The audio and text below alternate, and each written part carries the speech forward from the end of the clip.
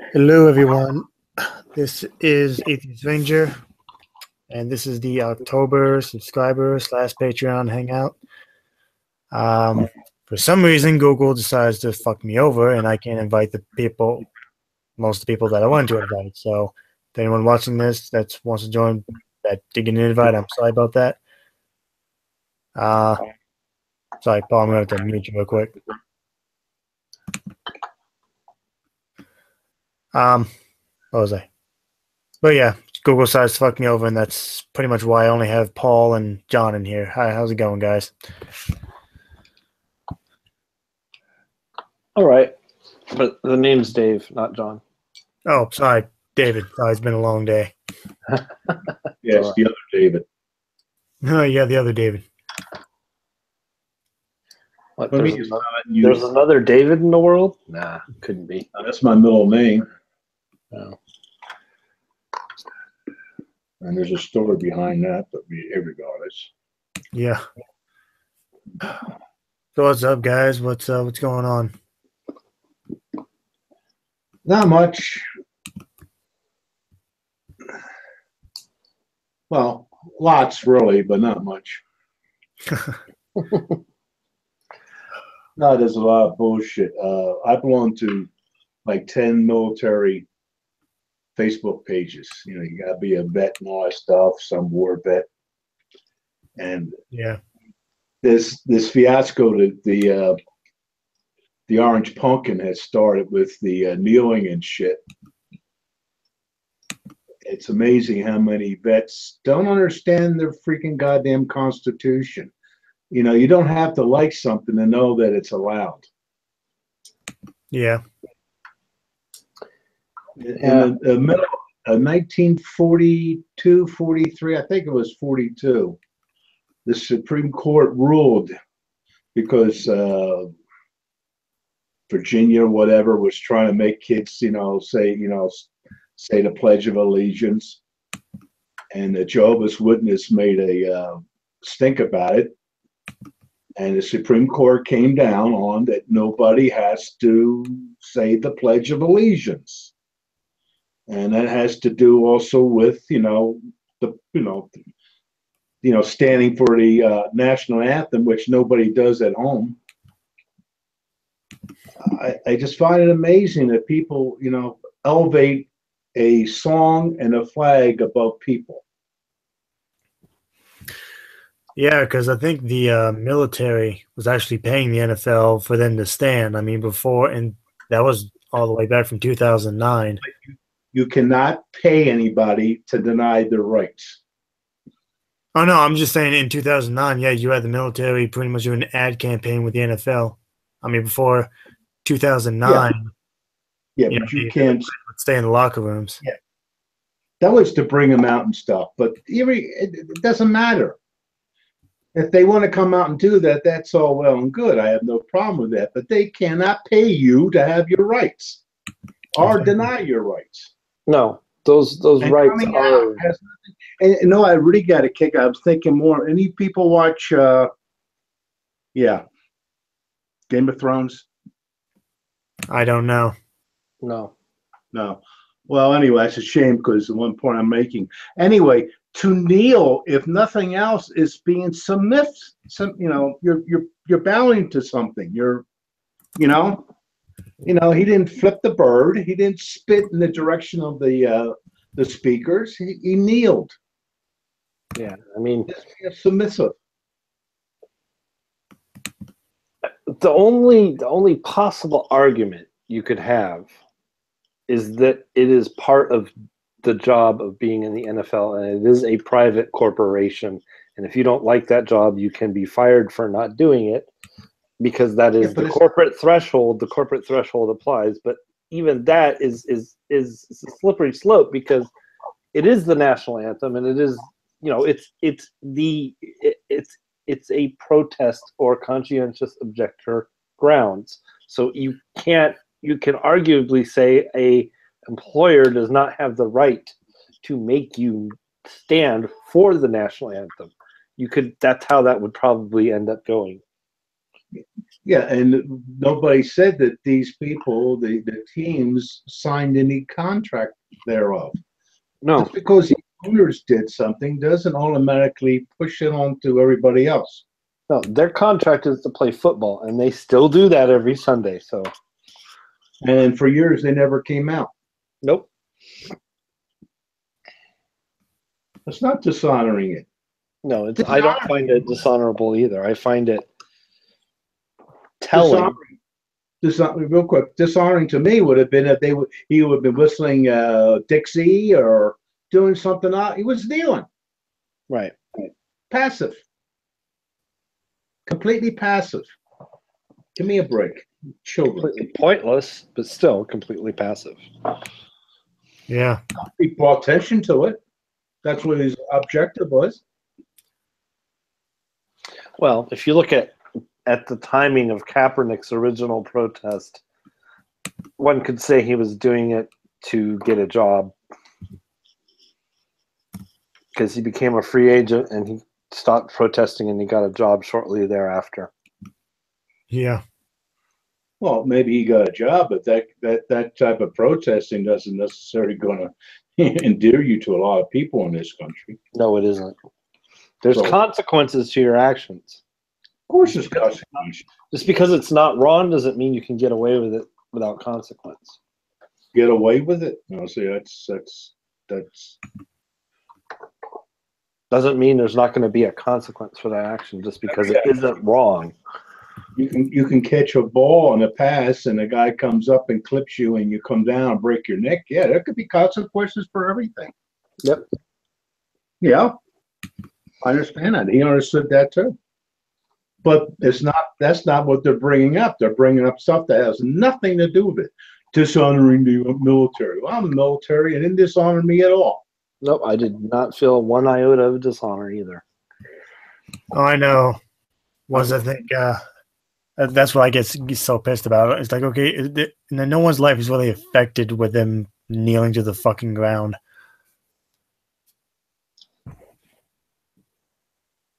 Exactly. Yeah. So that kind of stuff, almost gets me up to making a video.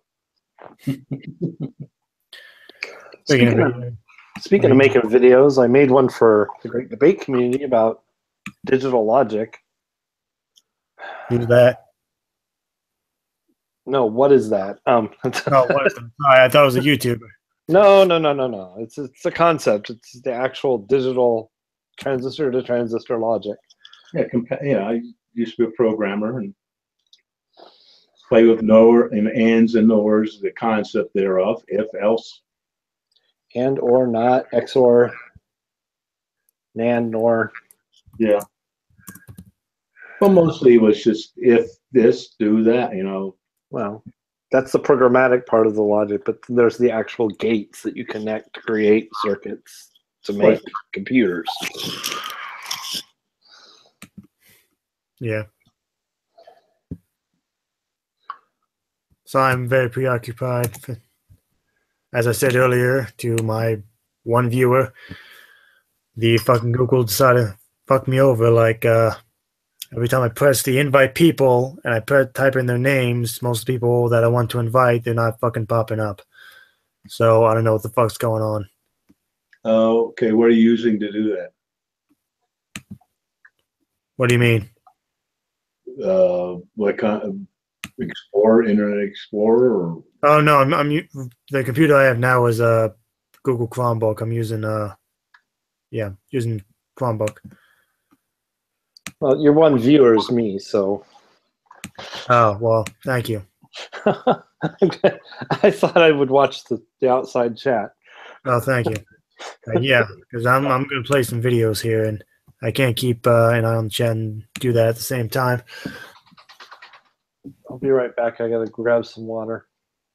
All right. Well, whatever turns you on. Don't do it for me. Yeah. I like a few other chemicals mixed in, but we won't get them. Proteins and bones. Well, This has to do with the topic we were just discussing.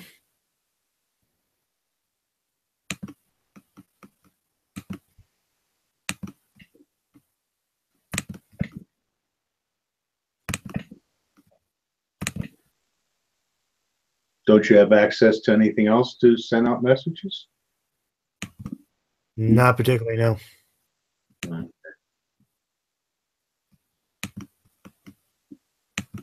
I mean, most of the people I invite, I don't know their email, so. Anywho, we got this idiot here who apparently thinks that athletes should take a knee are traitors and should leave the country. Who, what, where? So this guy right here thinks athletes who take a knee are traitors and should leave the country. Well, F him too. He can leave the country too then. Yeah. I posted to one guy who said that on one of the vet Facebooks. I says, I had heard that if you're not pissed off 5 or 6 times before lunch, you don't live in a free society. Yeah. All right. Traitor. How are you a traitor? That is just a clickbaiter. Oh, yeah, it probably is.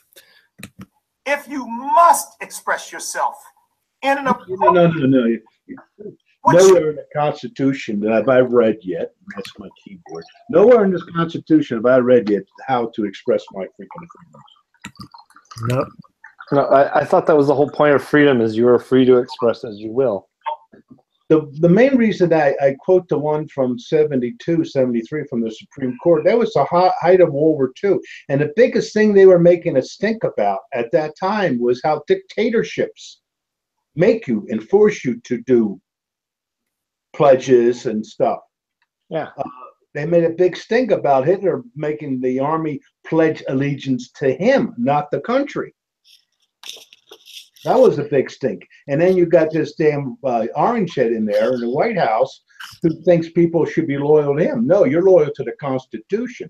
When I signed up in the military, I signed to the, being loyal to the Constitution, not the country, the Constitution. Right. Yeah. I swore to uphold and defend the Constitution against all enemies, foreign and domestic. And domestic. And he is very domestic, and he needs to be domesticated. So let's hear more what this idiot has to say.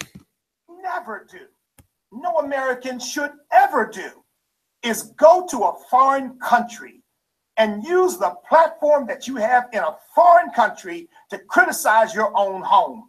What's wrong with you? The hell are you talking about? Wait, what? He's talking about, see, that's the thing. They bring in shit that has nothing related. It's like the same thing. He knelt to protest the killing of blacks, and stuff, or it could be any group of people or anything, by cops. That's what I thought it was about. This is the whole Black Lives Matter thing. Excuse me? I thought it was about the whole Black Lives Matter thing. What's he talking about here? Yeah, I guess or whatever. I mean, he was protesting the cop killing. The cop, was even caught saying he's going to get, kill this guy, and he still gets off. And people, and there's the problem, not the damn kneeling. The problem is the unjustified killing of anybody, right, by any authority, right, and getting off it. That's the problem. Kneeling, that's a problem. Yeah, I mean, you keep talking about someone in a foreign country. It's like, what the hell are you talking about? As I said, if you don't have an argument here, you got to bring something that has nothing to do with it. See, these players were raised better than that. They know better than that, but they got caught up in this leftist politics nonsense, and they don't understand it. To me, it's traitorous. Traitorism. Treason is a legal term, but it's treasonous in its import. No, it isn't. No, sir, wrong. What foreign country is he talking about? I'm lost on that. Me too. Like, what are you talking about? More to the point. Do people understand how this country got started? We won against the British. The British. Well, we were British citizens. so-called citizens. Yeah. The only reason we weren't traitors is because we won. Exactly.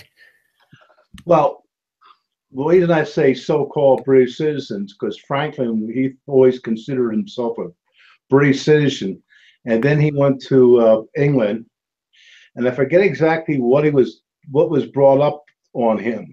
And he was at a court, and he was chastised, and that turned him when he realized that he wasn't a true British citizen. No, because he was a colonist.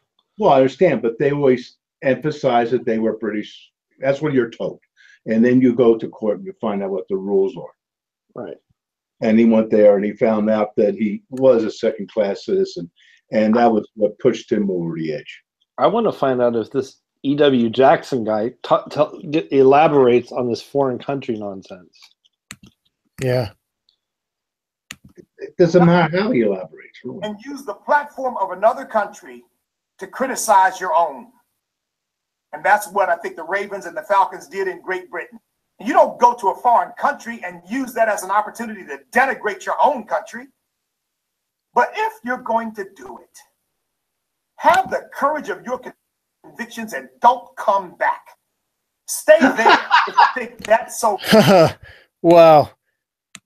Wait, what did they do in Great Britain? They had an NFL game.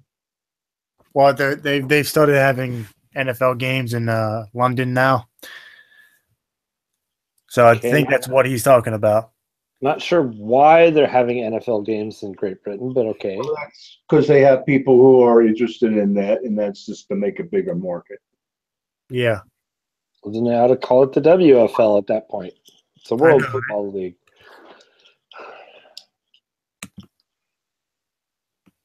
Oh, great. Stay there. Well, their healthcare is better than ours, so I was like, okay. Now, I've said this jokingly, I've said this tongue-in-cheek, but I'm saying it now seriously. Oh, really? Those of you who won't stand for our flag, who won't stand for our national anthem, who hate our country so much, Hey, just leave. You leave, bitch. you know what? When I used to get that bullshit, I said, no, the idea is improve it or lose it. Exactly. Well, and why should they have to leave? Why shouldn't it just be their Lose it. country and they are upset with the way it is and we acknowledge that they're upset and address their concerns? That's what a redress of grievances is. First Amendment stuff, folks. No, they have no idea what they're going. It doesn't mean you have to like what a person does. Nope. That's fine.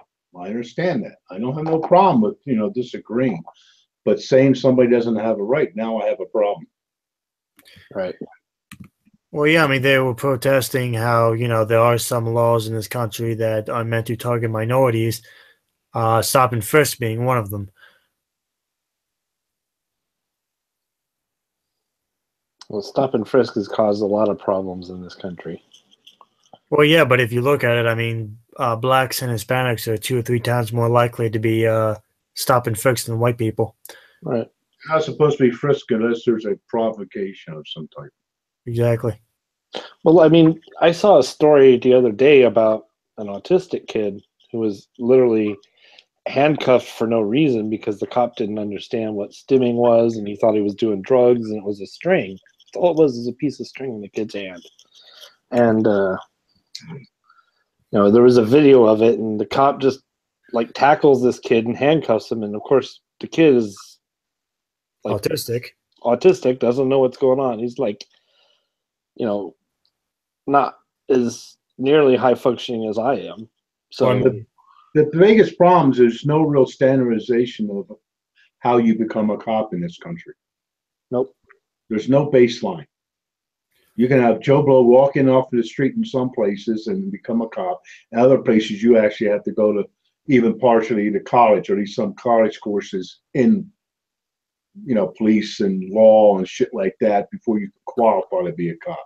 That's the problem. There's no bottom line for any kind of standardization. Yeah, I mean, that's actually what I'm hoping to become is not necessarily a cop, a correctional officer. But yeah, I think the only requirement is that you need to have a high school diploma, and I think from what I looked up, some college work may be required, but it's not entirely required. Yeah, like I said, it depends on where you go. I was listening to a few shows on this, and they're saying in some, I can't tell you who, but they were just saying, like you say, LA cops or whatever, you have to go through a lot to become a cop. And then you have to go through a lot of on-the-job training before you're even going out on the street and to say you're your own. Right. There's like a whole academy before you are even partnered with somebody. Yeah. And other places, it's like, oh, we're just going to make you a deputy today, and you're going to go out on a beat. Yeah. Well, no, I mean, still, I mean, the cops should have at least some knowledge of how, and this just may be my dumb opinion, of how like the autistic mind fucking works, how mental illness works, especially when confronting one. Not only that, was the kid threatening anybody? No. No, he was walking down the street. It's done. It's done. Exactly. It's done. He goes up, investigates, see what's going on. If you can, you try to find somebody. It's with the kid, or whatever. The cop was stopping stopping people because he was in the narc division, so he thought maybe the kid was on drugs. Well, just thinking someone's on drugs is not enough cause to stop them. You need to have a reasonable suspicion, and somebody acting different is not a reasonable suspicion. Yeah, agreed. But just the thing about autistics, especially those in the severe spectrum, on the severe spectrum, they don't like being touched. Nope. Neither do I. Okay, I'm not one you want to. I'm not the person you want to violate the personal space of. I mean, if you actually saw the video, I mean, I wish I could find it, but yeah, this kid just started freaking out that his mother actually had to come up and say, hey, you're fine, relax. The mother was there, and the asshole. Yeah. And it wouldn't be the first time that it has happened to an autistic person either. I mean, there was that kid that they literally, he went back to school and they went and arrested him at school. That was another incident which really kind of pissed me off. It's like, why didn't you just tell him to stay home? Bring him to school, and then you arrest a 5-year-old kid at school who's autistic. Oh, wait, here it is. There should be a damn course in every school, in high school, that goes over the Constitution on that you have to take and pass. Anyone in the chat? Let's see. Participants. The Atheist Ranger. No. No one's in the chat. Well, they see me, they ran away. No, I think I have the right form here. Oh, but to see John's passing through. The Quiet Atheist is passing through here on a bus trip. Oh, cool. So I'll see him for about an hour. Hopefully he can get his regular voice back on his videos. I haven't. Well, I'll mention it if I remember. What's with the artificial voice? Well, no, he's in a place where he can't do like speak aloud for some reason. I think he's in a shelter, honestly. Yeah, here's the body cam that I'm pretty sure you were talking about. Okay.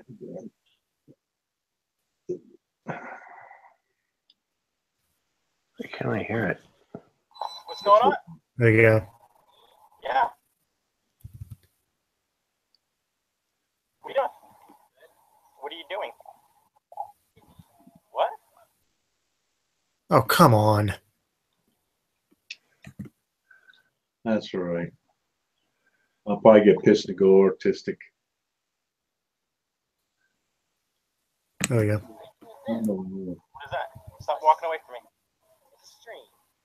Okay. So why are you bouncing around all the way? You have any ID on you? No. Don't go anywhere. All right, just relax. Why would the first thing you do? You grab the kid. Why is the first thing he does grab that kid? Yeah. That pisses me off. Well, no, that he was no physical threat. Why are you grabbing him in the first place? How many kids have ID on them to begin with? Well, he told him what he was doing. He said he was stimming. And then No, he said it's a string. He asked what was in his hand. He said it's a piece of string. Right. And then he said, do you have any idea on you? He said no and started walking away. And that would be an autistic response. That would be a typical autistic response. Are you? Yeah. Do you have any ID? No. Why do you need it? I don't have it, so I'll go get it. Yeah. He's probably left to try to go get his ID. Stay down. I'm okay. I'm okay. I'm okay. Don't move. You understand? No, I'm okay.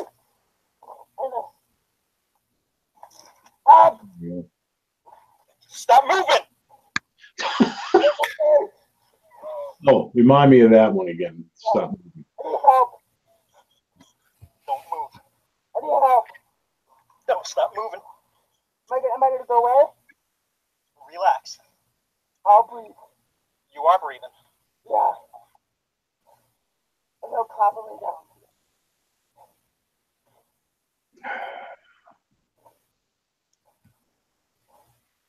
I'm okay. Why are you acting like this, Connor? I'm okay. You know the unit to show up and then we're going to figure out what's going on, okay? He's fine, he's breathing, you just started. It's okay. Okay. No, I was trying to talk to him. I wasn't sure what was going on. And then he started trying to back away from me and then kind of pull away from me when it seemed like he wanted to run away. You're okay. You're okay. You're okay, all right? Because he's doing something with his hands or something in his hands. Yeah, I don't know what that is. You have autism with your nerves. Okay. You even know oh my god. Just wow. This is very cringy to me. Exactly, same here. It's like, what the fuck, dude? The lady even asked him, like, okay, well, was he bothering anyone? It's like, well, no. Like, well, then why are you pulling him over or stopping him in the first place? Yeah. And then the cop finds out he was autistic. As soon as the cop found out he was autistic, he should have just popped his handcuffs right there. That should have been the end of it. Oh man. But he just left him in handcuffs. Apparently, I didn't finish it. I can't watch the whole thing. Yeah, I couldn't either. I'd be out on a rampage killing trees and stuff. Well, you better, if you're gonna stop me, you better have a good fucking reason. Well, I've only been in handcuffs twice. The first time I was playing with a toy gun. It was painted black. It was orange to begin with, and the people I was playing with had painted it black. And this was justified in my eyes because when the cop put that toy gun, which was plastic, next to his service pistol, they were the exact same size and shape. Yeah.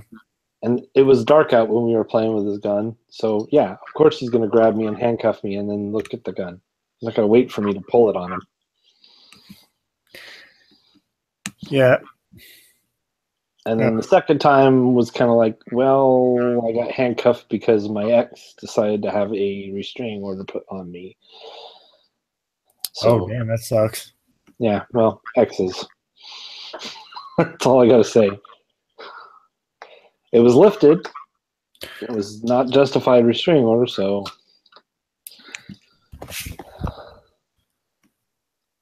not like I ever actually hit her. Yeah. She's just a toxic individual. Well, I do have a topic for discussion, and we were actually discussing it on the podcast that I'm a co-host of. The topic of discussion was how to deal with death as an atheist in a believer's world. I was watching a little bit of that. Oh, well, what'd you think? What are your comments? What are your thoughts? Well, it's tough because I don't know if I told you this ever, but I lost my son. And at the time, I was not an atheist. So it's kind of an interesting perspective on the whole thing, I think. Having lost a child, losing a child is one of the toughest things that's ever going to happen to anybody. And that being said, at the time, I was an active participant in the Catholic Church. And that was fun. Well, yeah, there's things Catholics do, especially Catholics from other countries, like my mother-in-law. She went up there, we had a 2-hour viewing, and for an hour and 45 minutes, she was draped across the coffin. Like, nobody else could be up there. She was weeping, she was mourning, and it was all about her, and it just... I got upset with that. But that's a personal issue between me and her. Because I went up there and I went to her and I said, you know what? There are other people here that lost him too, and we need some time, and we only have 15 minutes left. And she went off on me. So, I mean, that was tough. But if I look at it now, if somebody were to say, you know, he's in a better place, or he's waiting for you, or when I talk to my ex and she brings him up, it's kind of like, I don't want to say anything back to her because I feel like she has her beliefs and I don't want to disturb her beliefs. But I also want to tell her I don't think I'm ever going to see him again because I really don't. Yeah. I had the same stuff with my wife, you know, that better place stuff where you just shake your head and you say, they just, they have no boundaries. They know no boundaries. They don't ask first, they presume. That's the biggest problem I have, is the presumption that you are of the same whatever on any subject, especially when it's like that. We're not out there in the middle of nowhere talking to somebody. We're at a very high stressful occasion. And like I said, I would have more people presume. And if they knew my wife had turned atheist, I wonder what they would have thought. Well, and my son was too young to have even made a decision one way or the other. That's a shame about it. I'm sorry about it. That's one of the things I think about a lot of times. One of the things I think about too is World War II, and that was with the ship in Hawaii. Our 5 brothers were in that was the Missouri, and that was sunk, and lost, and what that mother must have went through. Not just one, all 5 at once. Yeah.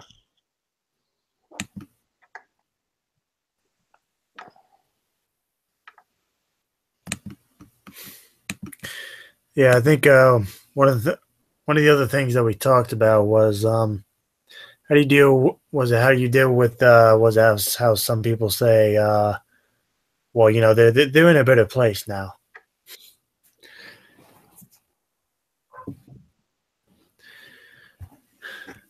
And for me personally, I mean, I personally view, I don't know if some of the viewers out there may think this is very cowardly, but I don't like looking at dead bodies. I really don't, because it fucking scares the shit out of me. It just reminds me that that's going to be fucking me one day. I'm just going to be nothing. And, every time I go to a funeral, there is a part of me that, does hope I'm wrong, that, hope that I'm wrong, that maybe possibly there's a life after this one. But again, that's just my attitude every time I go to a funeral. I mean, after I get done going to the funeral, I'm like, you know what?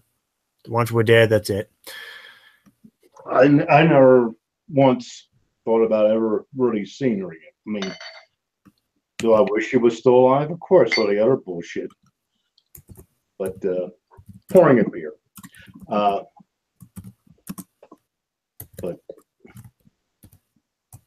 not delusional about it at all. Yeah. And my whole thing about like my own morality or mortality rather, not morality. My own thing with my own mortality is, I think as time goes on, I mean, you get used to the idea that you're not going to be here. It takes your entire life to get used to that idea, because once my dad's in his 70s, my dad's older now than he was, or than my grandmother was when she died. He's older than his dad was when he died. He's older than my mom's parents were when they died. So he's basically outlived my grandparents as far as his age goes. And that's a testimony to the ability for modern medicine to take care of us. So I think that's a laudable goal, to outlive your parents as far as your age goes. Once you've done that, and you've done and seen that what you wanted to do, and you've lived a fulfilling life, or as fulfilling as you can possibly make it, you come to this peaceful place. Because my dad's like, he told me, he's like, I've prepared, I've got my affairs are in order. He told me how it was to be done. And it's just like, wow, you know, it's kind of weird for him to talk to me about that stuff, but at the same time, it's like, okay, well, he's ready, and he knows that he's not going to live forever. He's got, you know, heart disease and all these other issues, and that's what his mother died of. So at some point, I'm going to get a phone call from my sister or my mother that, or him, that one of my parents has died. It hasn't happened yet. You know, I'm 45 years old, so I think I'm lucky. Yeah, it wasn't my mother is 54. My dad just turned 50 this year, so I don't know. Yeah, but how old were your grandparents when they passed? I have no idea. I was very young when that happened. See, your average age is going up. Yeah, true. But my dad has very high blood pressure. Well, and there's always the possibility that, you know, you can go any day too. There's that uncertainty is always there. Yeah. But I think the longer you're alive, the more or the less you care about your own mortality, because you realize you've lived.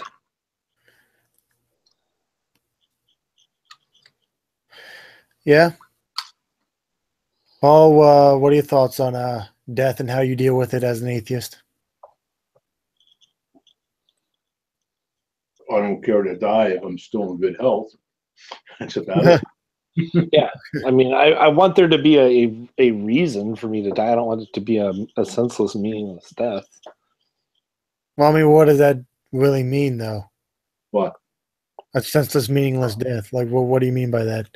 Well, like, I got struck by lightning and it killed me. That would just, to me, be like randomness. I don't want it to be a random cause. I want it to be old age. Let's put it that way. Okay, I mean that's fair. I mean, no one wants to get stabbed to death in an alley.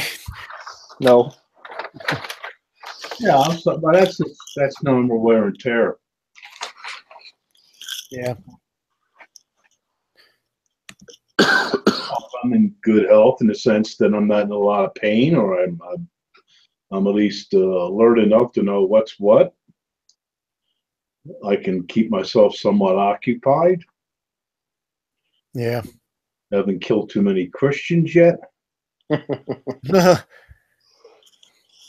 mean, it's what? My wife went to bed, and that was it. I woke up, and she was in the last throes of dying. So,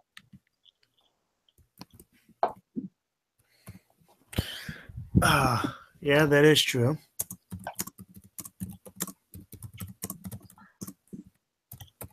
So I'm just writing in the chat here.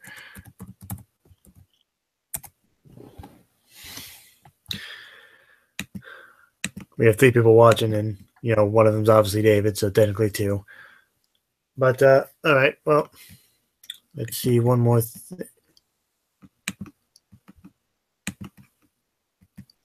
It's weird because it says there's 3 watching, but when I go to participants, it just says you. Which makes no sense in my head. Well, I don't know what the fuck Google's going on with, because I mean, last time I did this, I had no problem inviting whoever the fuck I wanted. Now it's not even showing up my regular people. This better not be a reoccurring thing, or I'm gonna be fucked. Well, usually I would get notices from John and stuff on my, Facebook. Well, if this happens next time I host a hangout, I may just make the link public, and hopefully I won't get sniped. Well, use cameraman. Yeah. Already. Well, even then, I mean, as soon as someone gets in the hangout, they can still do that whether I have cameraman on or not. Well, if you have cameraman and you don't know who they are, you just boot them. Yeah, but they're already in the hangout, so they can still do it. I mean, I had cameraman on before, and they still sniped me. Something was wrong there.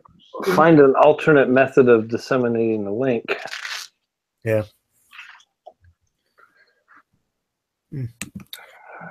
Oh, this couple. Yeah. Speaking of death of children. Yeah. No, I would hold a mirror up to them and say, "What about God not making mistakes?" Yeah, I figured I'd introduce this story as since what were we talking about? Let's see, a Christian couple, Rachel Pilon and her husband Joshua Pilon, or Pilon, however you pronounce their fucking last names, have each been charged with a single count of involuntary manslaughter arising out of the death in February of their newborn daughter. According to this report, when the infant became ill, the mother from Lansing, Michigan, refused to have her medically treated, told the midwife her baby was fine and that, quote, God makes no mistakes.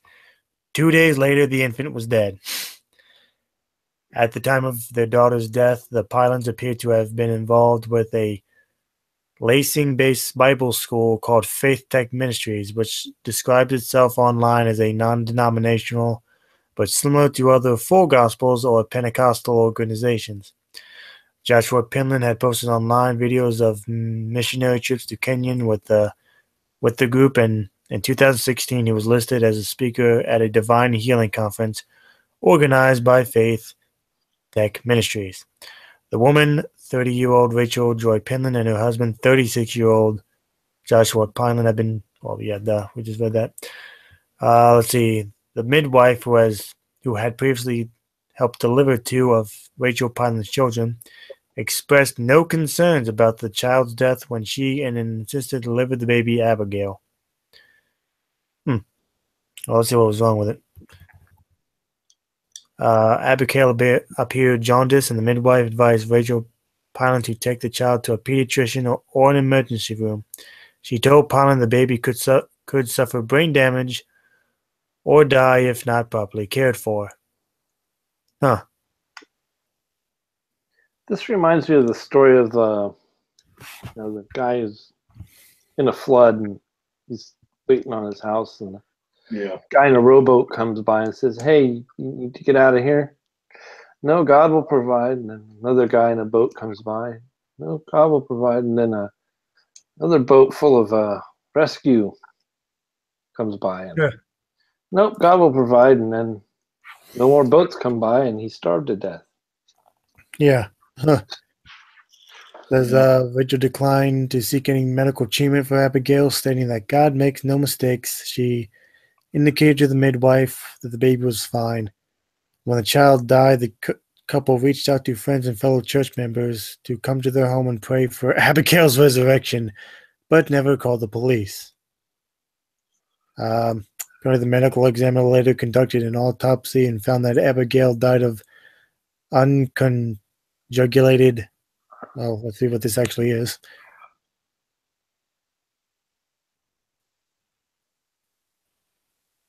Unconjugated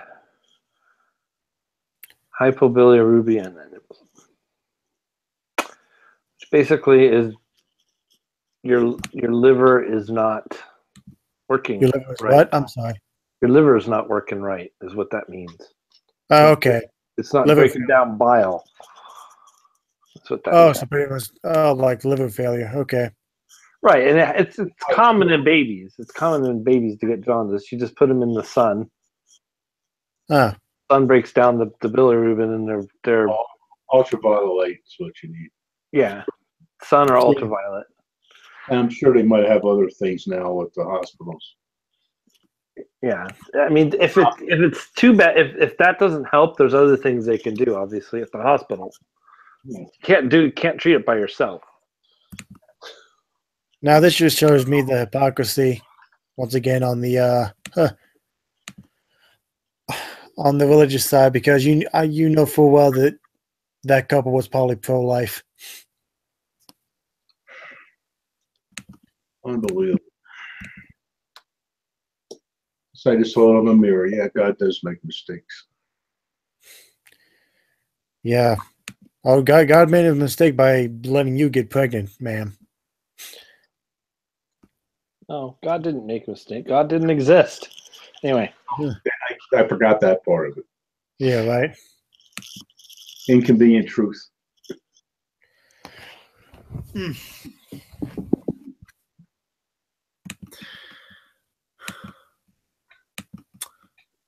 Oh, we have 4 viewers now. Awesome.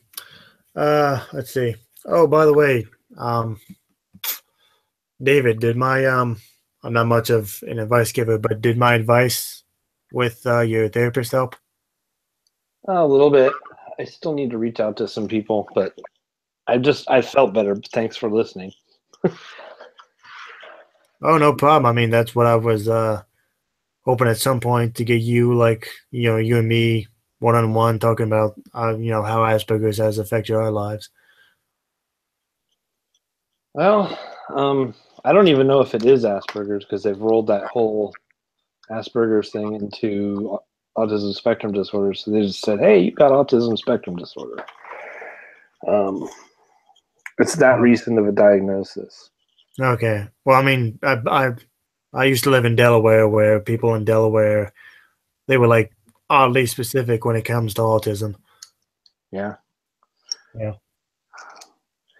And it's I don't know what to do with it. That's kind of my problem with it. It's like, okay, so I had this big problem functioning, and it was punctuated by this huge seizure because I'm epileptic too. And after that, I just found like my coping mechanisms were gone. Like everything I used to cope up to that point, couldn't cope with anything. So then, tried to find a diagnosis for years, just years. And finally, I'm like, no, maybe it's not related to my epilepsy at all. And I went for autism diagnosis, and sure enough, there it was. Wow. So I was a slip through the cracks person, and it just kind of like, okay, what does that mean? No sense focusing on the fact that I did slip through the cracks, because that's just a way to get stuck in an echo chamber of your own making. Oh, yeah. But what do you do with this information? And I asked you because you told me you had Asperger's, but you've also, and I hate to call it an advantage, but it is, you knew about it, and you've had the advantage of having interactions or treatment plans or whatever your whole up to a certain point. You know what I'm saying? Yeah, I did have. I was diagnosed when I was very young, 7 years old actually. Um, yeah, I pretty much had a support system down in Delaware, and it's been a struggle for me since I moved because they don't Well, and have. that's they don't have anything for adults. There's nothing. I mean, they're well. That's what I love. The only thing I loved about Delaware is that when it comes to autism, they're actually pretty progressive. They actually had adult programs for autistics. Like the program I was a part of was called Power. Right. It was mostly about trying to, find people who were at least on the mild spectrum. I'm sorry, on the mild part of the spectrum, finding them work and social activities. And I think that's what I'm really lacking is the social kind of thing. I mean, YouTube helps. Oh yeah, YouTube has helped me a lot as well. But I gotta start doing more on it because, like I said, before today, I had like 3 videos and 2 of them were about the hurricane. Huh. Yeah. And one was net neutrality, and that was it. And so if I start putting out stuff I know, which is electronics and the internet and stuff like that, so the great debate community is a really good outlet for that stuff. Yeah, I just really like commenting on, my channel is obviously all about atheism and light politics, I should say. Well, and discovering atheism, discovering I'm an atheist, I guess kind of helps too because I don't have that whole like system of Christianity and dogma over me. Yeah. Because you talk about not fitting in, try being autistic and fitting into that. Oh yeah, definitely. I mean, most of my life, I don't think I've really ever fit in anywhere, no matter how many of my hobbies that I want to get further into. Right. But you fit into church, it just doesn't work. I mean, I was raised Lutheran. My mom took me to Sunday school, and of course, everything was like, why do we believe this? I don't understand why. I wanted to know how miracles worked and stuff like that. That's the kind of questions I would ask. Like, how did he heal Lazarus? How does putting mud on Lazarus, or not Lazarus, but the blind guy? You know what I'm talking about. How did putting mud on that guy's eyes make him see? That makes no sense. No, I mean, anyone who knows my story knows that I was not raised religious, but I mean, I had Delaware. I think last time I checked the stats on Delaware is like 60% Baptist, and even at 70 years old, I was questioning the Bible. Yeah. Well, I dropped the whole thing around that age. Yeah. Right after Santa Claus went with the God. I honestly think. Yeah, and that's kind of where I was too. It was Take a stress pill and What was that? that is my phone. My phone has a HAL 9000 notification sound on it. Oh, alrighty. From 2001. So. Take a stress pill.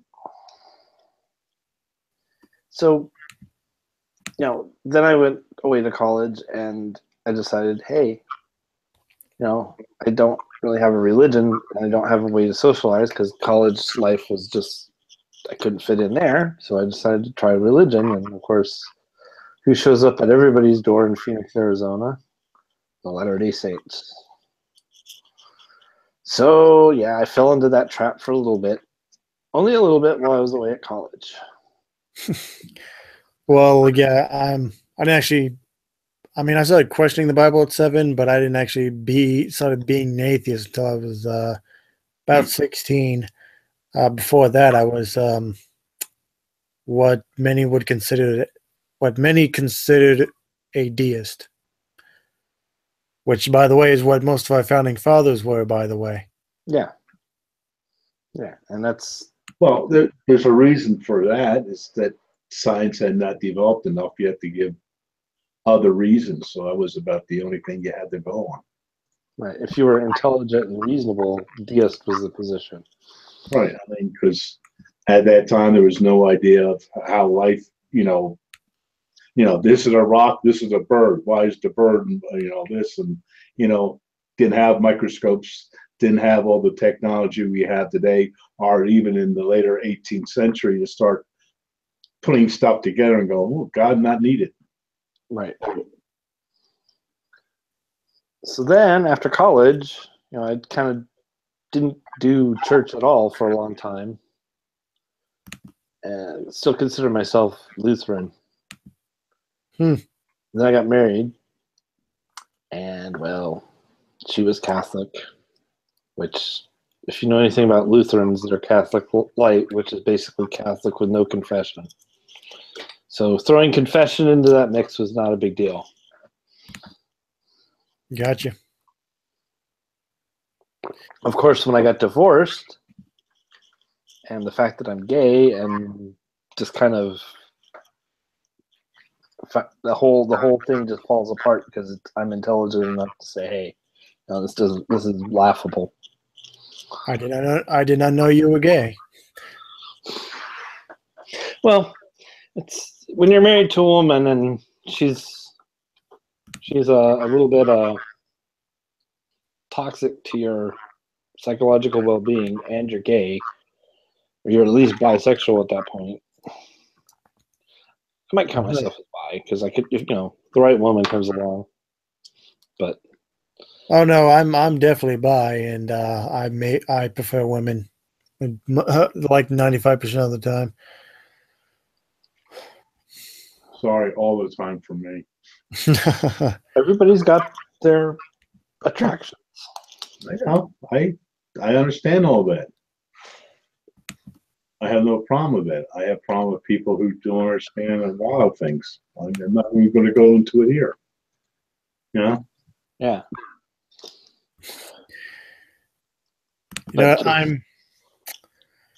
Let's see here. I'm going to play possibly one more video since it's just the three of us. Just the three of us. Yeah. No, just the three.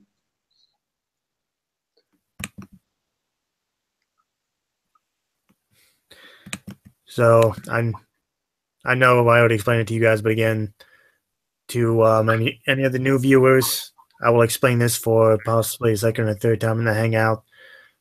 For some reason, Google is not letting me invite my usual people. So to the people that I invited via like the Google events, if you didn't get a link, I apologize. I don't know what the fuck Google's problem is. If this keeps up, then I may just make the link public from here on out, and I can just create another account for myself in case I get sniped.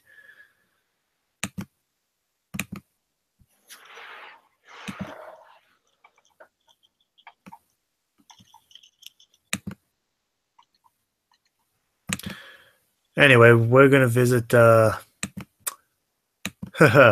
what G-Man calls his scientist buddy. I'm sorry, what G-Man calls his science person.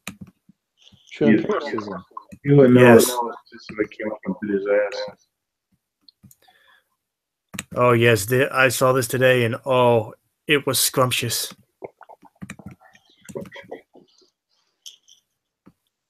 Oh my god, he has a big ass forehead. Keep forgetting how. Anyway. So, for as long as I've been here on YouTube and dealing with the atheist community, I've been noticing remarks being thrown back and forth. Christians are ignorant, they're uneducated, and Well, not all of them. Maybe you. I wouldn't say all Christians are uneducated and dumb. I know some very well-educated. So again, kind of a overgeneralization there, Ronnie. atheists are arrogant. Well, Here's what What was that part? Never heard an arrogant Christian in my life. Yeah, right. By 10 Brugengate. Yeah. Oh, God. Because as we all know, Christians never, display arrogance, especially here online. I never said. We go ask Kate Farr if I can borrow an irony meter from Bionic Dance. I know, right?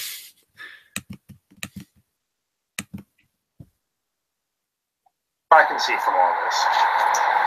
Christians might believe that they have the answer. Most people who hold a particular view do believe that they have an answer passionately. Answer to But what? 99% of the atheists that I talk to, they think in their mind that science is on their side, that they are skeptics, that they are open-minded people. All I see from atheists here on YouTube is arrogance. All I see from atheists here on YouTube is ignorance regarding science, history, or everything and anything in between. Oh, man. This is awesome. Please, please. Before I blow whistle. Okay, Ronnie, you're going to have to give a little more context and just saying atheist. And by the way, the science does back us up. Intelligent design is not a science. It never has been a science. It's never going to be a science. It's been a stand-in for creationism. Exactly. It's just a desperate way to make creationism more scientific. When I was a kid, they denied dinosaurs. Now, Ken Ham has them on the ark. Oh, yeah. I just laughed to myself. I was a kid. People were really ate up with the religion, absolutely, completely denied dinosaurs at all. And now they finally given up on that. No, I mean I still see videos here and then denying dinosaurs, but when I was a kid, Ken Ham used to have, well, not specifically him, one of his buddies, used to have a TV show on, I believe it was the TBN network, called Creation Adventure Team. I'm not playing. It was like I think it's like a good friend of Ken Ham's, and to anyone who doesn't know what I'm talking about, go to I think the Bible Reloaded guys, and they did like a whole review of an episode of that show. It was fucking hilarious. But back to Ronnie here. When you say we lack ignorance on history, what history do we lack ignorance of, sir? Because you're gonna be more specific, because you're pretty much painting a broad brush, sir. Between that might be brought up in these discussions. Very rarely do I ever come in contact with an atheist that is informed enough to engage in these topics that he condescends to Christians about. Whoa, wait. Stop. Lie left and right. No, I've watched this man for quite a while, and I know for a fact that most of the atheists he talked to, let me start that over. Most of the atheists that he talks to on a regular basis are well informed in science and history and math and whatever fucking subject. So at this point, he's just frankly lying. Okay, he's talking to people like DPR Jones. He's talking to Steve McRae. He's talking to fucking Dragnut. He's talking to Fiona Robertson, sorry. Well, he just lied about what he's said in the past to Dragnut. And then he died out of lying about it. Yeah. Like literally, we were just talking about this on Steve's Hangout. He said that he never said that an aqueous solution wasn't always made with water. So it's like the word aqueous literally means water. So obviously aqueous solutions are made with water. Yeah. Shocking.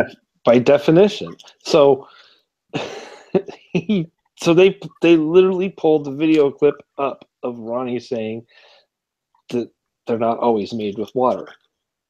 Oh my god, that's awesome. And he had doubled down on that in the chat. I was watching the chat go by. I was in the Hangout where they were talking about it. It was, and Drag was just like, "Go ahead, I'll show you the evidence." And True Empiricism just flat lied about it. Like, he's like, and then accused them of being the liars. Of course, accused everyone else of being a liar, but he's the one lying. It's almost all their premises. If they couldn't lie, they would have nothing to say. If they don't lie, they have nothing to offer, as far as I'm concerned. That too. That's what I mean. Nothing to offer, nothing to say. Yep. And whenever an atheist does have some sort of grasp on a topic, you notice that it's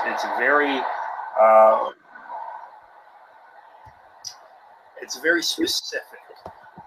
For example, there's a guy here on YouTube that Ruhif, who talks about chromosome 2 fusion. He can talk about chromosome 2 fusion. He can talk about fusion and chromosomes and everything that has to do with that. But when you start to talk to him about other stuff, he seems to not understand anything. And it's just very interesting to me that all their mental power goes into trying to uphold secular ideas or views that may be contrary to religious ideas and views, rather than being interested objectively or uniformly in trying to understand science in general, or having respect for science in general. See, that's the difference that I see with atheists and Christians. Christians might believe that they have the answer, like most people do. They believe that they have the answer. But atheists think that they have the answer, and they condescend to everybody as if they have some sort of hidden knowledge. But in reality, they don't know jack about anything. Like 99% of the people that I talk to, I take them and I put them in a room and I speak to these guys, and they don't know what to say. Oh, that's rich. That is fucking rich. Oh. Ronnie, every time you've got an atheist into a room by themselves, they have plenty to say to you. Plenty. Yeah. And most of it is refutation to what the ridiculous shit that you say. And by the way, no, we don't. The atheists don't think that we have all the answers. Okay, in fact, that's one of the things we're actually honest about, unlike you, who you belong to a religion that thinks it does know all the answers. So stop trying to switch places with us, okay? That's the thing going on now anymore. You listen to the Republicans and stuff. Exactly what they accuse other people of, they're doing. Oh yeah, was it? You see, fucking like Sean Hannity, for example. Sean Hannity loved NSA spying under Bush, but when Obama did it, it was like to Hannity, it was like the worst thing ever. Every 1984, I should probably reread that again. I haven't read it for decades. Well, double think. It goes with the religious kind of. They have this propensity for kind of going against progress, but then when progress wins, they take credit for progress. Oh yeah, I've been to a debate one time. I was still down in Florida, and a guy was promoting that because of Christianity, science got so far. Sorry. Boy, when they had question and answers, did he get reamed out? I would argue that the printing press brought more to the table than Christianity ever did. Are you kidding, dude? Was it to quote who was it? Ben Franklin? Lighthouses serve more use than churches. And the debate between science and religion was over when churches started putting lightning rods on their steeples. Exactly. Okay, well, let's see what more lies Ronnie has to say. They don't have even the fundamental grasp of science that they should have if they're going to be flaunting science and talking about science as if they're in the know, or they have this understanding that puts. Oh my fucking god! not even 10 seconds later, he's still fucking lying. I mean, science is no. Me specifically, yeah, science is not my best subject, but I have a fundamental, at least a basic understanding of biology. I can't speak for my other two hosts here. Go ahead, Paul. Yeah, real quick. I was just telling my son not too long ago because we hear shit and I always have to make commentary. But I remember, talk about, you can show people evidence and still they're blind to it. They put up blinders. And I said that happened with Galileo. He actually had some cardinals come and he let them look through his telescope at the moon. And they still seen a perfect sphere. Now, of course, that's what they said. Yeah. But they're not going to even admit that, the moon does have craters. And, well, of course, they didn't know what caused them then, but, mountains and shit. No. It's still a perfect sphere. Just looking at and every creationist or every other person who will talk about things pertaining to science that disagrees with their worldview, conflicts with their worldview. That's what I find funny about it. What I see with atheism is it's really just the Dunning-Kruger effect running amok. They're no different than religious people or just, people in general. I love when they bring us down to the level. Effect running amok is you, Ronnie. That's what the Dunning-Kruger effect running amok is. No. I love when they say they're no better than the religious people. He just put himself down without realizing he put himself down. That's why I started laughing. Exactly. Yeah, I know. That's what I'm saying. Double think. To keep two things that are opposing, completely opposite, as being equal. God is all love, but has a hell. Yeah, true empiricism. If you ever see this, don't ever bring me or at least the people in this hangout down to your level. Okay, dude? We are not as dumb as you, sir.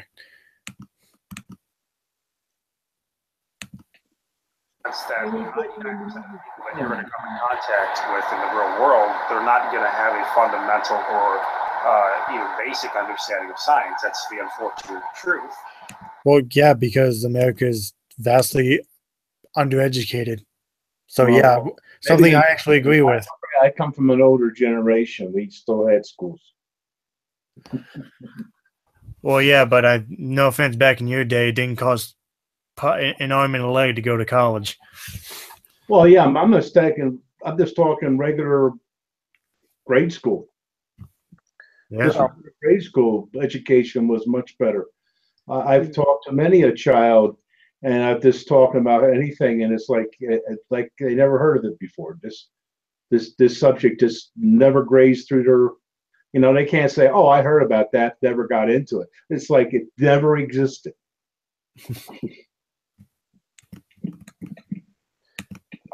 Even basic stuff like chemistry and biology. Well, like I said, just look at how people don't understand the Constitution and what the stuff is. It isn't just knowing facts; it's knowing how to apply the facts. Yep. And you just don't give facts. You don't say what you give the reasons. You go through the Constitution, then you give the reasons why these things are done, and show examples thereof why it was implemented. The separation of church and state, they see many a problem with that, because as soon as one church got in power, they would actually make laws that it was okay to kill the other ones. The Mormons at one time were allowed to be shot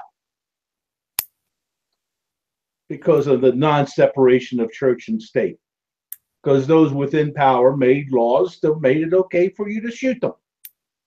Yeah. You could check that out. They got Jefferson. I think it was Jefferson got into the Constitution of, I'm pretty sure it's Virginia. Like I say, double check this stuff.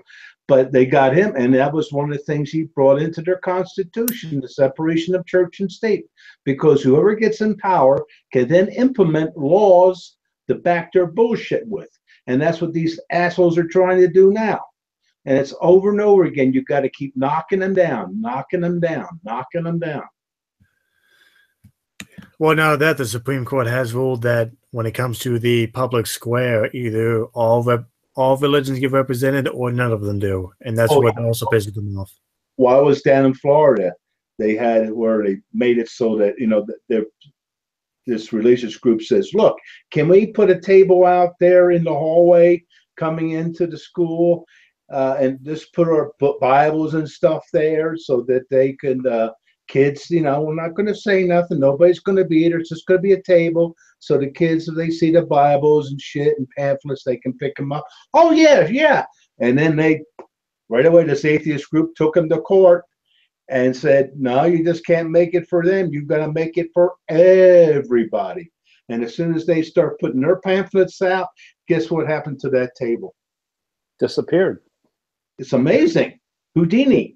Yep, the Satanists are the greatest thing that ever happened to atheism. Oh, speaking of that, I think after this hangout, I'm going to mirror an interview that Tucker Carlson had with who's the leader of the Satanists? Oh, I know who you're talking about. I think I saw that interview too. That's going to be good.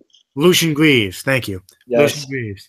Yeah, I'm going to be mirroring that shortly after this hangout, and shortly after we get through a man with possibly the biggest forehead I've ever seen.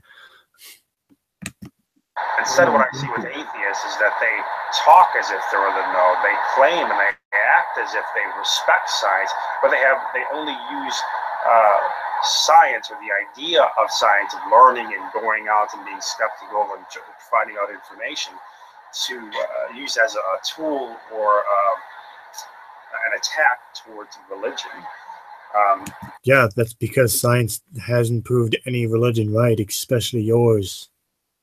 That's why you notice when I'm talking with these people here on YouTube, even things that don't have anything to do with intelligent design, I can get into various things in science because unlike the atheist, I'm not just looking into science, or I'm not just interested in science to try to disprove evolutionary views or to uphold my own views. I have a genuine interest in science, as in it's something. Okay, well then take some goddamn classes. Yeah, this is a keyboard. This is a thing. Science is not a thing. Science is a method. Science is a method of how to take the human person out of the equation. Right. If you look at any theory, even in Darwin's first book, if you look at anybody who puts any theory out, he also, if he did his paper right, puts in things in there that could, nullify, that could, go against it.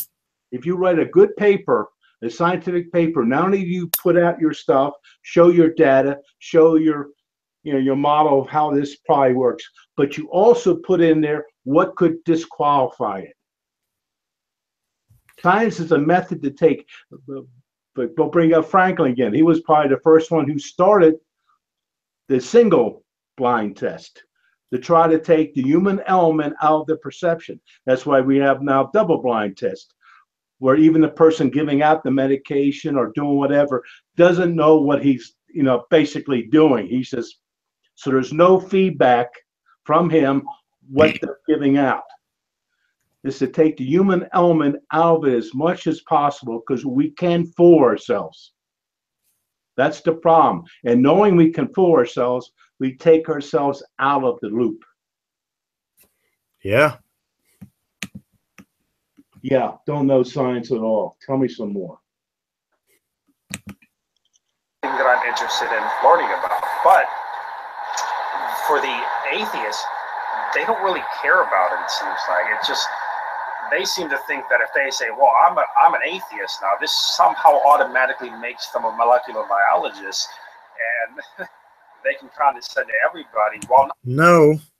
Where are you getting this from, dude? Never heard anybody in my life, anywhere in all the groups that I've been in. He's talking about Dragnet. I know he's talking about Dragnet because Dragnet is studying to be a molecular biologist as we speak. I didn't know that, but I mean, yeah, it's not like I go around saying I'm such great a scientist. No, okay, yeah, science is like my weakest subject. Okay, when it comes to responding to intelligent design people, I have to do my research when it comes to responding to those idiots. Right. Do you ever see one thing they like to bring up, the mousetrap? And Yeah. it's, you take anything out of the mousetrap, it won't work. Well, one guy, he took the mousetrap, everything was gone except for the bottom and the Wood. bar, Yeah. spring bar. And then he used it for a tie clip. Yeah, it doesn't work as a mousetrap anymore. A lot of these things within certain structures had other functions. Right. Completely other functions. And guess what? If that little guy didn't have that little whippy tail, you know what that would mean? He just wouldn't be able to move so quick. There's plenty of bacteria stuff that don't have a flagellum. You don't need that to survive with. But for you and me, it's a good idea that we did have flagellum, because otherwise we wouldn't be here. Yeah, no sperm cell. I understand that. Right. Yeah. But then there'll be no sex. That'd be it. That'd be right. Sex wouldn't work without flagellum. Yeah. Be no problem whatsoever. Evolution has no plan. Nope. It's a blind thing. Whatever works and survives, it doesn't get eaten. Yeah. Bullshit. And reproduces. And end of story. Yeah, and just for the record, human beings are not the pinnacle of evolution. Oh, no. Far from it, sir. All life forms have. That's why I was getting kicked too. I'm sorry, but that's one reason I get a kick too. To say, well, look how complex the cell is. Not all cells are that complex, and not only that, they've been evolving for billions of years. So of course they're much more complex. You think the first cells were complex at all? No. They were barely alive. Barely alive, what we would consider alive. They just about existed. They were pretty much inorganic compounds at that point. Right. I mean, it was barely that. And if they were alive today, they wouldn't be alive for long because something would eat them, because they would be completely helpless to anything. Because back then they were completely helpless because nothing else there to eat them. Yeah. Yeah. Oh, that's right. I don't know anything about science. You guys don't know I mean, I've talked with people like M.M. Martis. I've talked to various different people here on YouTube who have claimed that they were scientists. Suzuki Das, you remember him now? He's off of YouTube after the stunt. Or you talk to them about the articles that they supposedly, have read into and defends their position or their claims, and it's very clear after, okay, let's read this article together.